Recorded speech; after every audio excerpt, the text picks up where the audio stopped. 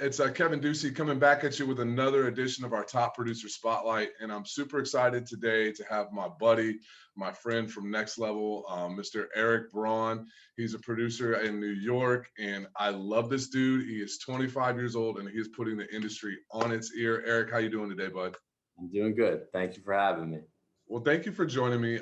We've had the pleasure of being connected through the Next Level folks, which I referenced so many times. And you're a little bit unique. Most of my top producer spotlights are either somebody who directly uses Whiteboard or is a coach in the industry.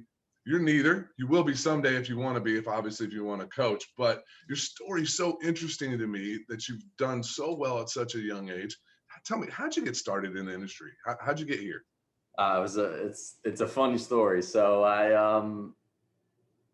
I was 20 years old at a crossroads in my life, to say the least, and an individual I met, he seemed successful, meaning to me, a 20-year-old naive. He had the new Audi. Yeah, he always wore a suit and tie, and to me, that meant you're rich, right?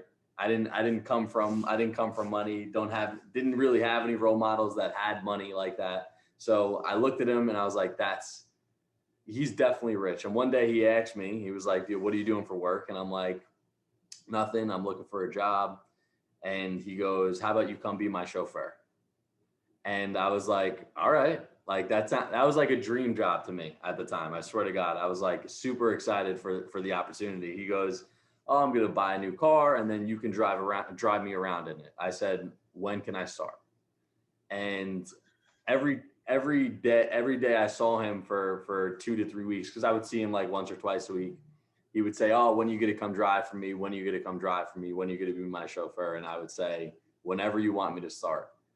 After 3 weeks of like teasing me like that, he was like, how about this? I got a real job for you. Come to the office and, let's sit down. I show up to the office in a t-shirt. He puts an employment package in front of me. I sign it. I do not know what I'm about to do. I didn't even ask him what the job was. He just told me how much I was getting paid, which was very, very minimal. And within 2 weeks, he threw me on the phone, and I started in the industry as like a telemarketer, sales assistant for a loan officer. And that was like my foundation and how I got my feet wet. It was my first real job. So before this, my background, I baked bagels. Like I had a weekend job. I worked 2 days a week, like 4 to 5 hours a week. And 4 to 5 hours a day. And here I am 40 hours a week. I have to wear a suit and tie to work, thrown into this new world. And slowly but surely, I fell in love. It wasn't quick, but about a year and a half in, I decided, let me take this seriously. Let me get my license. Let me try it out. And the rest is history. Now you've had a really like kind of rapid growth in the industry. Like you doubled your production last year in year 3. You're projecting to double your production in year 4. Mm-hmm.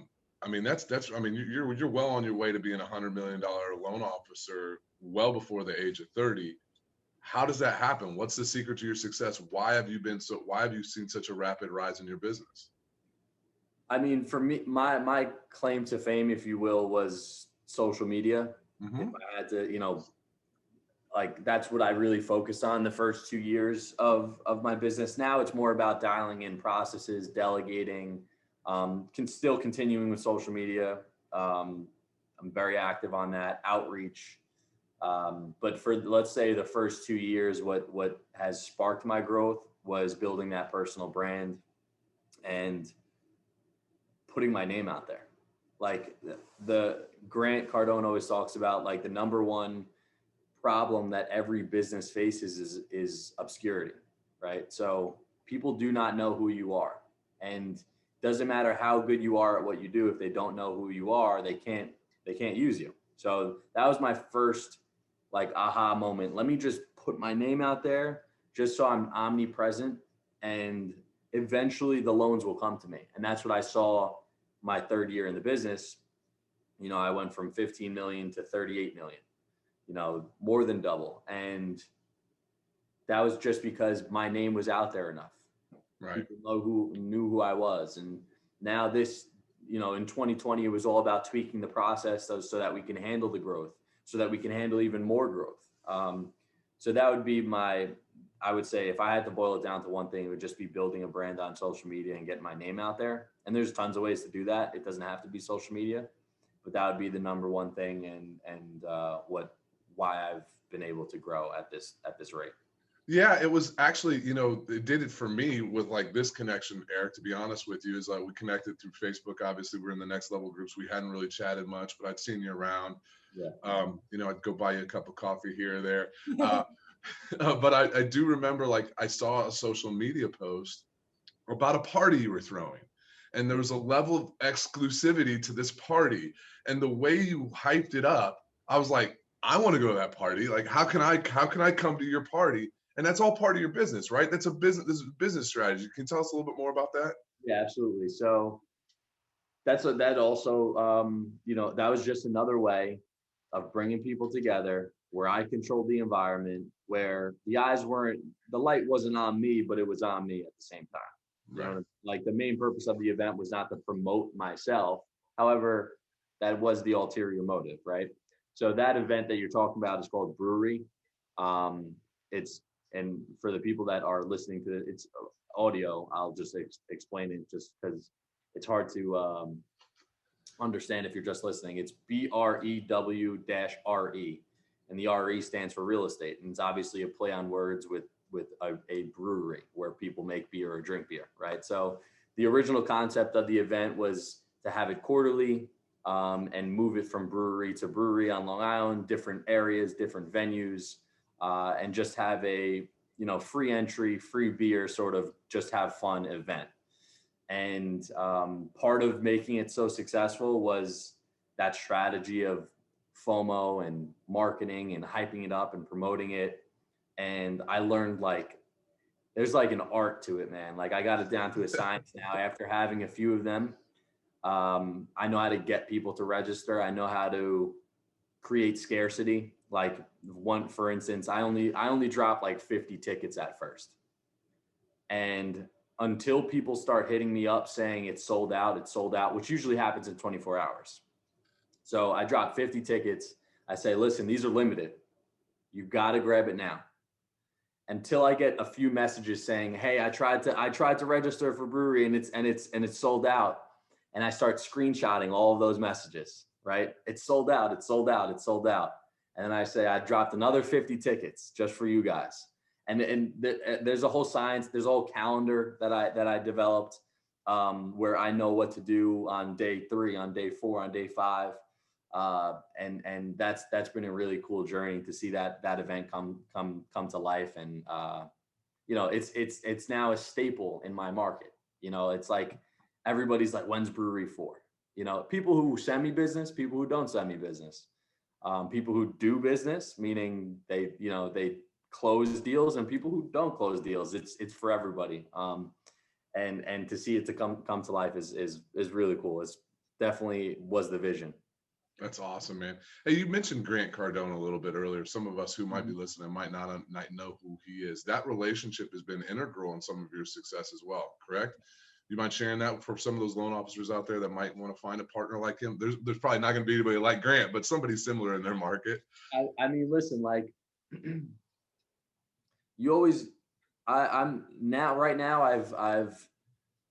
I dived into Grant's content, and I'm not talking about Grant's Instagram.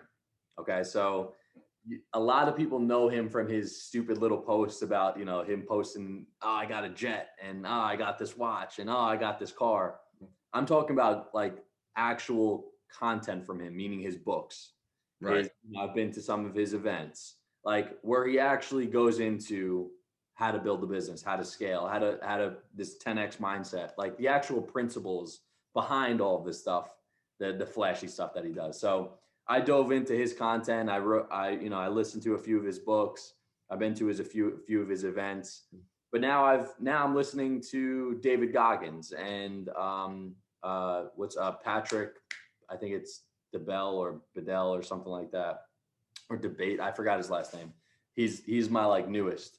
So I I would just look for that person to just learn from, and I've done the same thing in the mortgage industry specifically. So that's more personal development, general business practices. And then I've grabbed onto people in the mortgage industry, people at next level, and just everything that they know and say and do, I take note of and I implement it. Yeah, it's funny. You've talked so much about Grant. Like, I literally thought there was like a personal relationship. Like, I thought you guys were connected.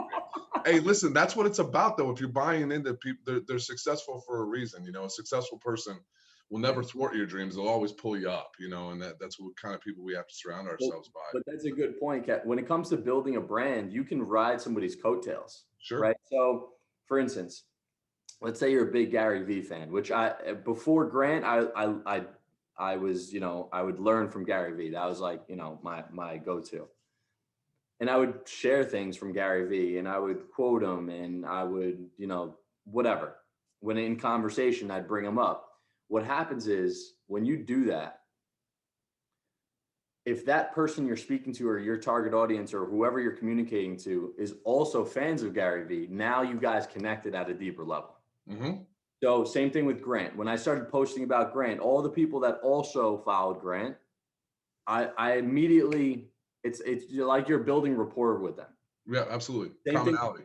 Same thing with sharing a hobby, right? If you train jujitsu, or if you box, or if you cycle, whenever you post about that, whoever also does that now connects with you further.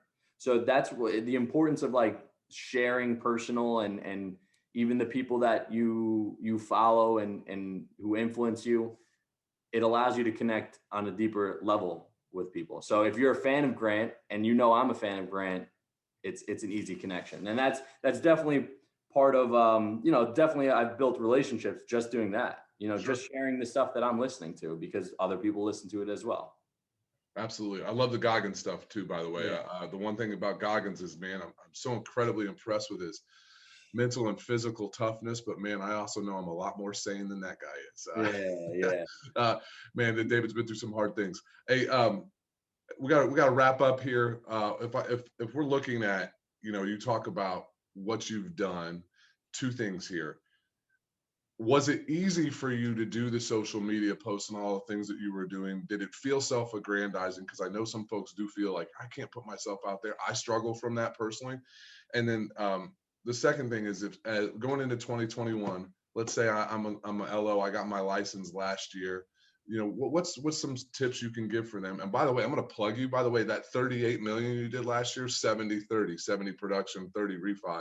Someone who's been in the business as long as you doesn't have that book of business to do a ton of refi. So it definitely wasn't the rates that, the market helped, of course, but it definitely wasn't a bump in refinance business. But to answer your question, was it easy? No, listen, it may have came more natural to me because I am young. So I was already on Instagram. I was already on Facebook. I was already using social media. Right. That's it though. That's the only advantage that I had versus somebody that doesn't use social media. And at this point, 2021, even if you're older, and when I say older, I mean, use that term loosely. Older than me isn't old, right? So even if you're older, you're on social media. So you don't have an advantage. I don't have an advantage over somebody that is already on the platform. But what people have to realize is, like, they look at my Instagram now. And by the way, if you're not following, or if you don't know just to give you more context, my Instagram handle is Not Your Average Lender. So if you looked at it now, you would say, oh, this, it's polished, it's professional. It's, how's he putting it out at such volume, et cetera, et cetera. But like, you rewind a little bit, 3 years ago, I could barely speak in front of a camera. I didn't know what to talk about, and I just kept doing it. Man. And it's like, I wish I had special sauce to give you guys, other than the fact that it's just consistency, right? If there was special sauce, I would sound really cool right now, but really it's like, keep doing it even when you're uncomfortable. The little trick that I learned is, instead of speaking into the camera with a head-on video, have somebody interview you. and have the camera shoot from the side. So now you're just talking to the person having a conversation like this, and the camera's just recording, and it feels a lot more natural. So if you look at some of my early stuff, even if you go to my YouTube channel, which is also Not Your Average Lender, it's somebody literally just asking me questions with the camera on. So that's one tip that I would give to somebody. But if you're just starting 2021, brand new loan officer, I would say just start producing content. It's not the only way to build your business. So I'm not coming at it from that perspective. You could, well, first and foremost, before you even do anything, make sure you find somebody that's going to help you. Right. Absolutely. Yeah. Yeah. Make sure you get plugged in with a team. You can't be alone on an island when you're brand new. You can't do it. You can, but it's just, you're not going to see the growth that you're going to see. So make sure you plug in with a team that's going to help you with the guidelines. That's going to help you with structuring loans. That's going to help you with, oh, the customer said this, what do I say?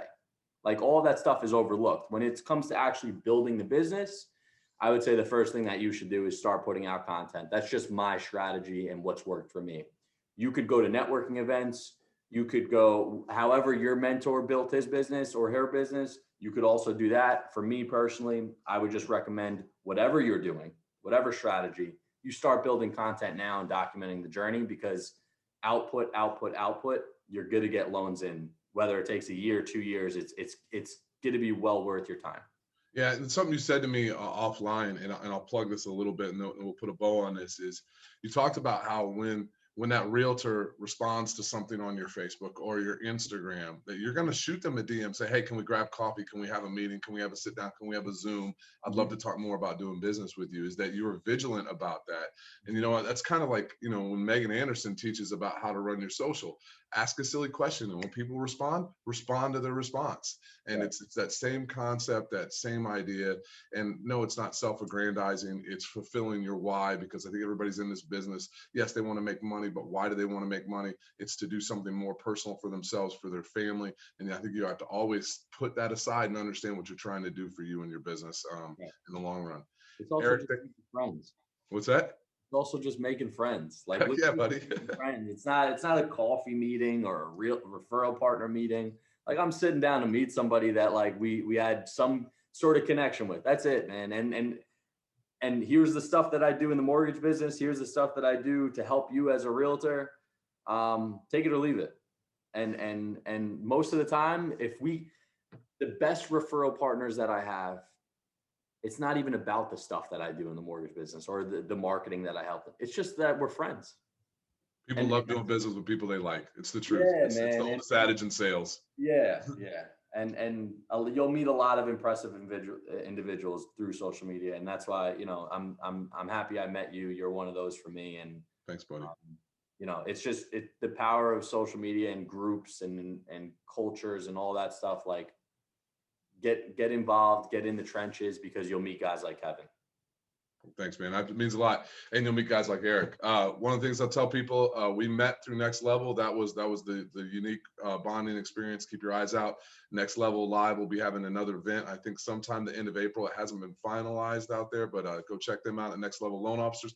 Also, go check out my guy, Eric here, Not Your Average Lender. That's his YouTube page, his Instagram page. Find him on Facebook. Amazing guy. I guarantee you're going to get something out of there that you can use. It doesn't have to just be specific to New York City. I guarantee it'll work in Oklahoma City or Idaho or Utah or whatever. It'll work everywhere. Yes, brother. I appreciate your time. Thank you so much. You were generous, and I look forward to seeing you soon. Thank you, Kevin. I appreciate you having me on.